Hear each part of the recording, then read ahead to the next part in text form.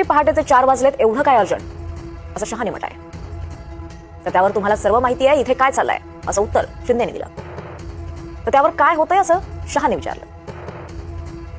तर मला आणि माझ्या लोकांना भ्रष्ट करण्याचा प्रयत्न उघडपणे सुरू आहे, असा आरोप शिंदेने केला. तर हे कसं होऊ शकतो, मी देवेंद्रशी बोलतो, असं उत्तर शहाने दिलं. यावर तर मला दाबण्याचा, संपवण्याचा आटोकाट प्रयत्न केला जातोय. तुमच्या भरवशावर आम्ही तुमच्यासोबत आलो. निवडणुकीनंतरही मीच मुख्यमंत्री राहीन असं वचन दिलं होतं, असं उत्तर शिंदेने दिलं. तर आमचे 125 लोक निवडून आले, मग तुम्ही दावा कसा करता, असं शहाने विचारलं. तर माझ्या नेतृत्वाखाली निवडणुका झाल्या, असं उत्तर शिंदेने दिलं. नाही, मोदीजींच्या चेहऱ्यावर निवडणूक झाली, तुला काय हवं ते सांग, मी प्रयत्न करेन, असं शहाने म्हटल्याचं दिसतंय. तर त्यांनी मुख्यमंत्री असं सरळ उत्तर दिलं. बघ भाऊ, हे योग्य नाही, आता होऊ शकत नाही, मुख्यमंत्री हा पक्षाचाच असेल, असं शहाने म्हटलं. त्यावर मी काय करू, असा प्रश्न शिंदेंनी केला.